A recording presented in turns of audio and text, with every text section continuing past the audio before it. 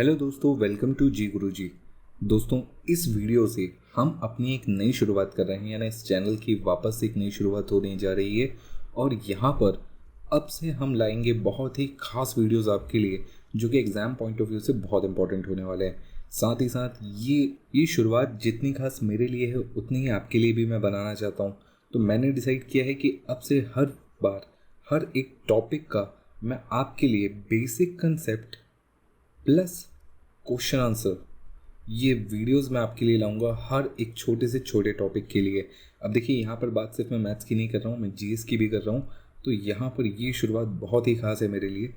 तो इस वीडियो को ढेर सारा प्यार दीजिए, ढेर सारा लाइक करिए और इसे जितना ज़्यादा हो सके शेयर करिए, ताकि मैं आपके लिए ऐसे ही और भी ज़्यादा वीडियोस क्वालिटी कंटेंट लाता रहूँ।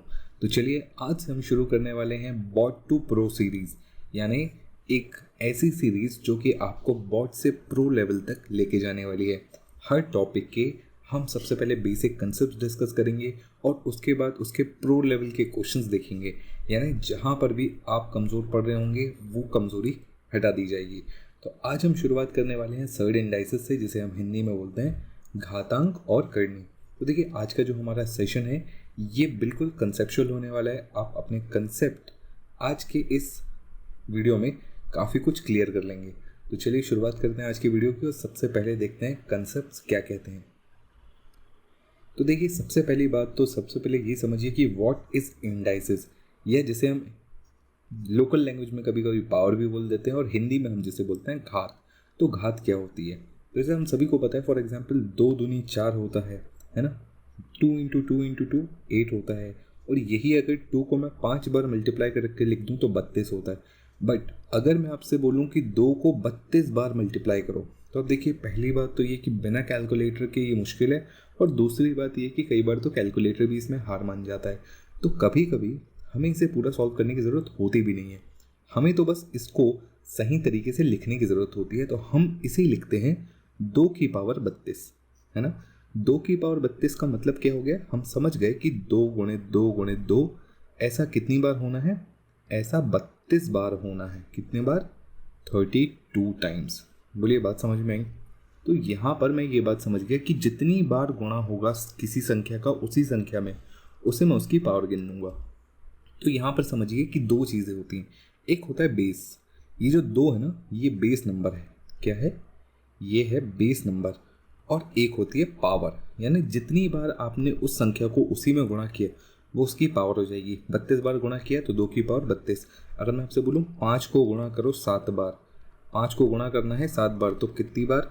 तो देखिए, बेस आएगा 5 और गुणा कितनी बार करना है? 7 बार करना है, तो पावर आएगी 7। बोलिए, क्लियर है?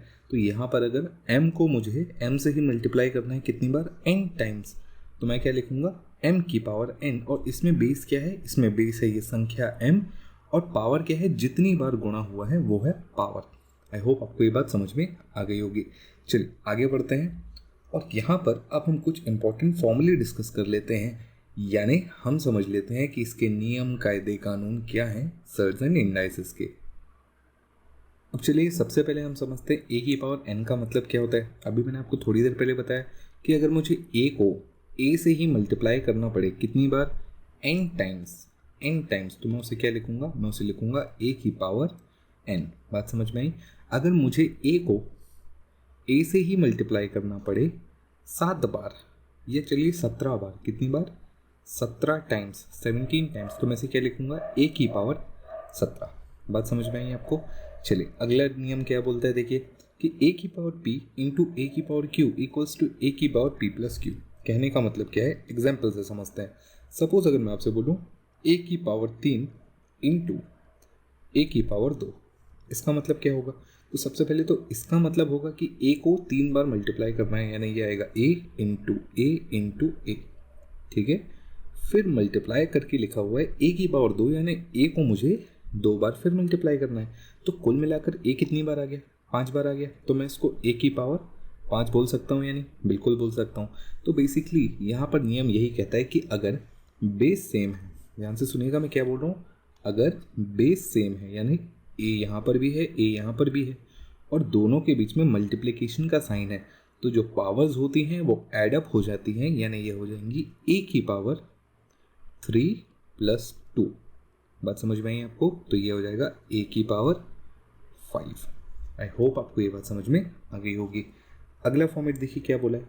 अगला फॉर्मूला बोलता है कि a की पावर p इंटू ए की पावर q इंटू ए की पावर r। अगर कभी ऐसा होता है तो हम लिखेंगे a की power p plus q plus r। अब जो चीज़ 2 के लिए वैलिड थी वही चीज़ 3 के लिए भी वैलिड होगी और 4 के लिए भी वैलिड होगी और 5 के लिए भी वैलिड होगी। यानी कभी अगर मैं आपसे पूछूं कि a की पावर p इंटू ए की पावर q इंटू ए की पावर r इंटू ए की पावर b, तो यहाँ पर मैं क्या लिखूँगा? सबके बेस सेम है और क्योंकि सबके बेस सेम है तो पावर्स भी एडअप हो जाएगी, यानी a की power p plus q plus r plus b।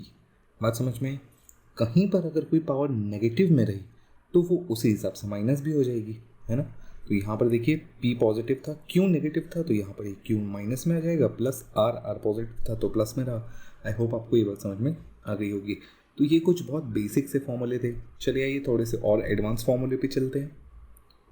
अब देखिए वहाँ पर जाने से पहले कुछ छोटे मोटे क्वेश्चन हम यहाँ पर बना लेते हैं। जैसे यहाँ पर अब आप समझ चुके हैं कि बेस अगर सेम है और मल्टीप्लिकेशन है तो पावर्स जो हैं जो एडअप हो जाती हैं, तो ये a की पावर यानी 5 की पावर कितना हो जाएगा? a प्लस बी, यानी 3 + 6 = 9। तो यहाँ पर आंसर होगा हमारा 9। सेम यहाँ पर अब आप बता सकते हैं कितना आएगा? 30 आएगा। यहाँ पर भी आप बता सकते हैं बेस सबका सेम है तो ये सारी चीज़ें एडअप हो जाएंगी, तो ये कितना हो जाएगा? 36। सिंपल एडिशन है और कुछ भी नहीं है। यहाँ पर बताइए कितना आएगा? अब आप देख सकते हैं कि 3 की पावर 5/2 इंटू 3 की पावर 7/2। घबराने की ज़रूरत नहीं है, काम वही होगा जो होता है, बस नंबर्स फ्रैक्शन में आ गए हैं तो कोई बात नहीं। देखिए दोनों का डिनोमिनेटर सेम है तो 7 + 5 कितना होता है? 12। तो 12/2 यानी ये हो जाएगा 6। तो ये हो जाएगा 3 की पावर 6 हमारा सही आंसर होगा। आई होप आपको ये बात समझ में आ गई होगी। अब यहाँ पर देख लीजिए, यहाँ पर क्या है? ये +13 है, ये -12 है और ये +25 है। तो क्या करना है? जो जो प्लस में है वो प्लस हो जाएंगे, जो माइनस में है वो माइनस हो जाएंगे। यानी 13 - 12 + 25। आई होप आपको ये बात समझ में आ गई। आंसर कितना होगा? तो ये 12 की पावर 26। अगला देखिए, अब यहाँ पर थोड़ा सा ध्यान से देखिएगा। फिलहाल बेस सेम नहीं है ना। तो जब बेस सेम नहीं है तो सबसे पहले बेस सेम करेंगे। बेस सेम कैसे करना है वो चलिए आगे स्लाइड पर देखते हैं। अब यहाँ से कुछ और चीज़ें इंपॉर्टेंट समझ लीजिए। क्या है वो इंपॉर्टेंट चीज़ें? तो सबसे पहले तो ये समझिए कि 1/a की पावर n का मतलब होता है कि a की पावर -n। बेसिकली ये है रेसिप्रोकल रूल। क्या है ये? Reciprocal rule. इसका मतलब क्या होता है कि अगर न्यूमरेटर है तो मैं इसे बोल सकता हूँ 1/न्यूमरेटर, बस मुझे इसकी पावर को माइनस में करना होगा। जैसे अगर न्यूमरेटर सिर्फ 1 था, पावर इसकी 1 थी, तो यहाँ पर मुझे -1 करना होगा। बात समझ में आई आपको? इसी प्रकार अगर डिनोमिनेटर नीचे दिया हुआ है 1/d, ठीक है, अब डिनोमिनेटर तो नीचे ही होता है, बट अगर मुझे इसको ऊपर पहुँचाना है तो मुझे d की पावर -1 करनी पड़ेगी, क्योंकि यहाँ फिलहाल ये +1 थी। तो बेसिकली रेसिप्रोकल रूल क्या बोलता है कि आपको जब भी न्यूमरेटर को डिनोमिनेटर बनाना हो या डिनोमिनेटर को न्यूमरेटर बनाना हो, यानी नीचे वाली संख्या को ऊपर लेके जाना है या ऊपर वाले को नीचे लेके जाना है, तो आपको साइन चेंज करना पड़ेगा। प्लस का माइनस करना पड़ेगा और माइनस है तो प्लस करना पड़ेगा। बात समझ में आ गई आपको? अब देखिए यहाँ पर ये नीचे था, मुझे इसे ऊपर लेके जाना था तो मैंने पावर में माइनस लगा लिया। यहाँ ये नीचे था बट ऑलरेडी माइनस में था, मुझे इसको ऊपर लेके जाना था तो मैंने माइनस का प्लस कर दिया। तो बस कुछ नहीं करना है, साइन चेंज का नियम याद रखेंगे, ठीक है।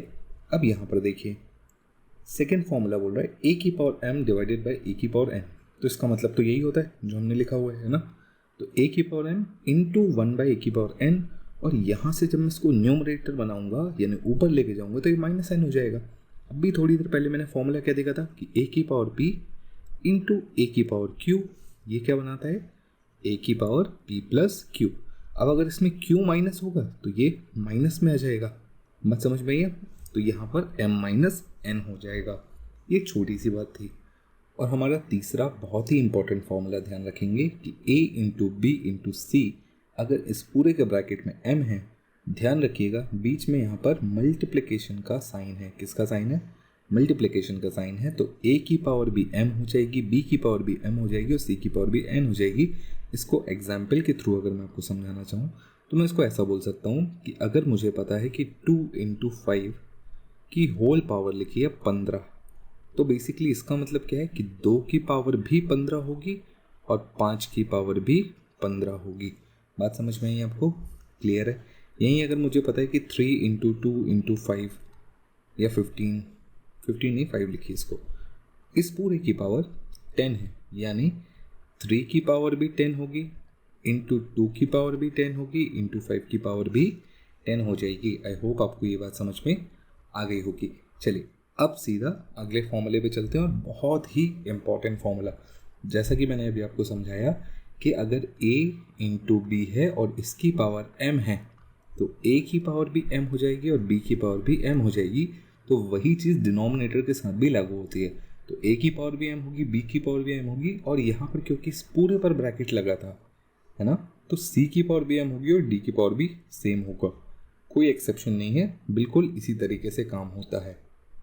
आई होप आपको ये नियम या ये नियम कायदा कानून समझ में आ गया होगा। अगला देखिए, लिखा हुआ है a की पावर m और ब्रैकेट के बाहर लिखा हुआ है n, तो हम इसे बोलेंगे a की पावर m इंटू n या a की पावर n इंटू m। अब देखिए 2 तिया 6 और 3 दूनी 6 में कोई अंतर तो होता नहीं है, तो आप 2 × 3 लिखें या 3 × 2 लिखें, बात वही है, ठीक है। या फिर आप इसको इस तरीके से भी लिख सकते हैं कि a की पावर n और ब्रैकेट के बाहर लिखा है m, तो आप इसको पलटकर a की पावर m को अंदर कर सकते हैं और n को बाहर भी कर सकते हैं, हालांकि दोनों का मतलब वही रहेगा m इंटू n का। बात समझ में आई आपको? क्लियर है? इम्पॉर्टेंट पॉइंट यहाँ पर ध्यान रखिएगा कि a की पावर m और ब्रैकेट लगाने के बाद जो n लिखा हुआ है ये, और a की पावर m की पावर n, एक छोटा सा ब्रैकेट कितना फ़र्क डाल सकता है एग्जाम्पल से समझिए। अगर मैं आपको बोलूँ 5 की पावर 2 की पावर 3, ठीक है, और यहाँ भी मैं लिख रहा हूँ 5 की पावर 2 की पावर 3, यहाँ मैंने ब्रैकेट लगा दिया और यहाँ नहीं लगाया, दोनों में फ़र्क क्या पड़ गया कि ये हो गया 5 की पावर 3 दूनी 6, 2 × 3 यानी 5 की पावर 6। बात समझ में आई? और यहाँ पर क्या हो गया कि अब मुझे पहले पावर की पावर सॉल्व करनी है, यानी ये हो जाएगा 5 की पावर 2 का क्यूब कितना होता है? 8 होता है, तो पहले ये सॉल्व करना पड़ेगा, और ये दोनों ऑब्वियसली बराबर नहीं है, तो ये दोनों भी बराबर नहीं होंगे, तो ये फ़र्क पड़ जाता है हमें बहुत ज़्यादा, ठीक है। बात समझ में आई आपको? दूसरी बात, किसी भी नंबर की पावर में 0 होने का मतलब होता है 1 होना, ठीक है। दुनिया भर की कोई भी पावर हो, चाहे 1000 हो, चाहे करोड़ हो, चाहे 1000.0000001 हो, अगर इस पूरे की पावर में 0 लिखा हुआ है यानी ये संख्या कितनी है? 1 होगी। अब चलते हैं सीधा क्वेश्चंस पर, और जो सीखा है उसे अप्लाई करते हैं। सबसे पहला क्वेश्चन देखिए, क्या लिखा हुआ है? a की पावर m माइनस n और इसके बाहर ब्रैकेट लगा के लिखा है p। इसका मतलब क्या हुआ? इसका मतलब ये हुआ कि a की पावर m माइनस n के साथ मल्टीप्लाई होगा किसका? p का, ठीक है। यहाँ पर a की पावर n माइनस p के बाहर ब्रैकेट लगा के लिखा है m, यानी n माइनस p के साथ मल्टीप्लाई होगा किसका? m का। और तीसरा क्या है? a की power p minus m, bracket के बाहर लिखा है n, यानी इसके साथ मल्टीप्लाई होगा n का। बात समझ में आई आपको? क्लियर है? चलिए अब इसको थोड़ा सा सॉल्व कर लेते हैं अपन। तो देखिए, जब पहला टर्म सॉल्व करूँगा तो क्या मिलेगा? तो ये मिलेगा a की power m into p, m p minus N P. बोलिए क्लियर है? सेकेंड टर्म में क्या मिलेगा? m n minus P M. Third term में क्या मिलेगा? a की power P N minus M N.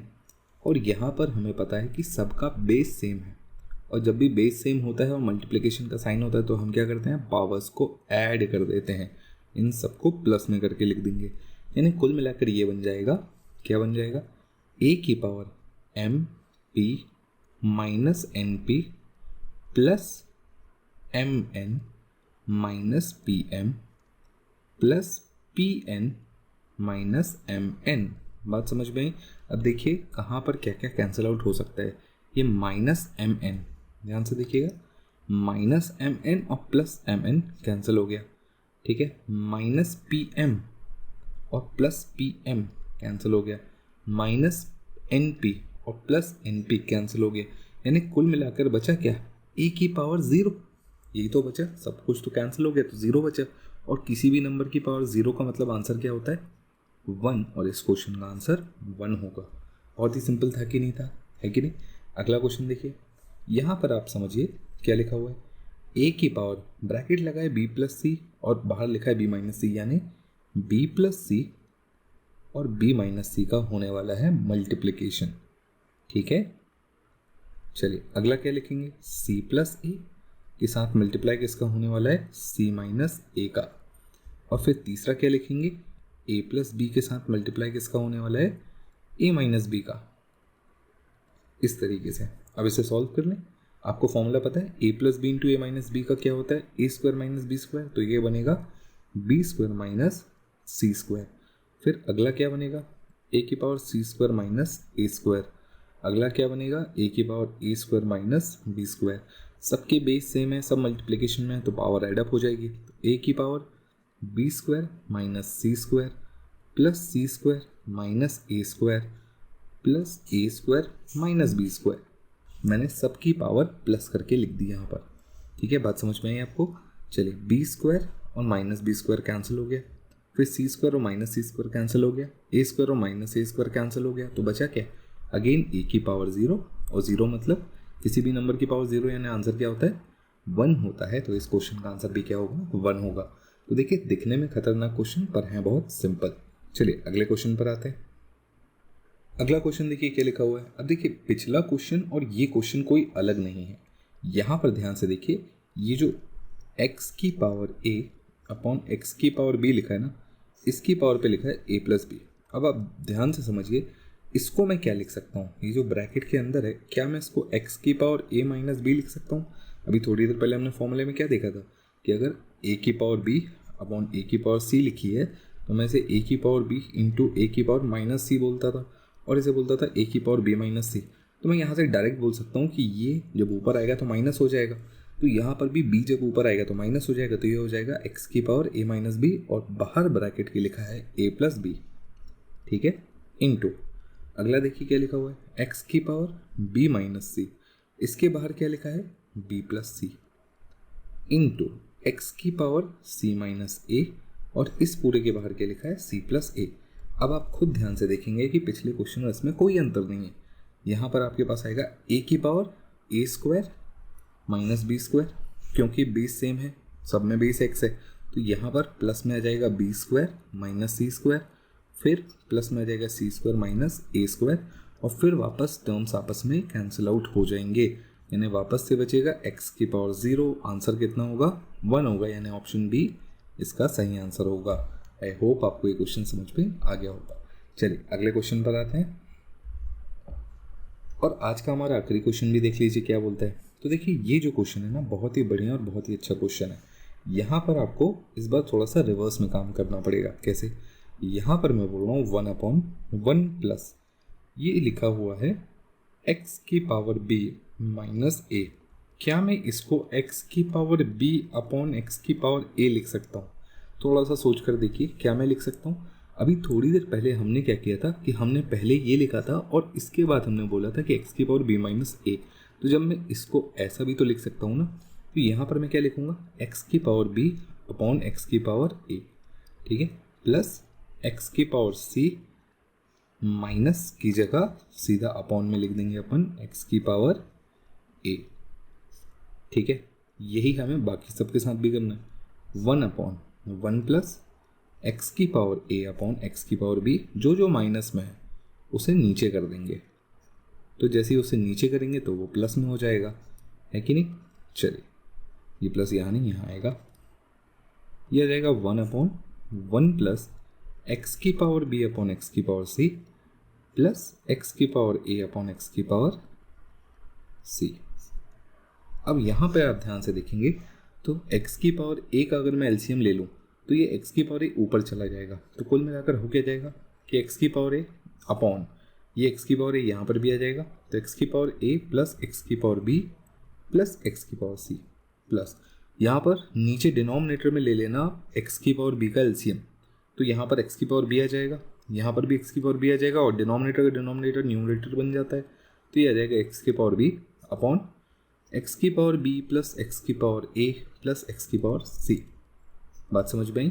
तीसरा क्या हो जाएगा, यहाँ पर आ जाएगा एक्स की पावर सी और हम लिखेंगे एक्स की पावर सी प्लस एक्स की पावर बी प्लस एक्स की पावर ए। अब देखिए डिनोमिनेटर सब में सेम है तो हम न्यूमरेटर को सिंपल ऐड कर सकते हैं, यानी एक्स की पावर ए प्लस एक्स की पावर बी प्लस एक्स की पावर सी अपॉन एक्स की पावर ए प्लस एक्स की पावर बी प्लस एक्स की पावर सी। और जब दोनों सेम हो जाए तो काटने के बाद बचेगा कितना, 1, यानी ऑप्शन बी इसका राइट आंसर होगा। तो आई होप आपको इस सेशन पसंद आया होगा। हम अगले वीडियो में इससे बहुत ही अच्छे अच्छे क्वेश्चंस डिस्कस करेंगे सर्ड इंडाइसिस के, और बाद में मैं आपसे ये भी डिस्कस करूंगा कि कैसे आगे चल के अलजेब्रा से कनेक्ट होता है।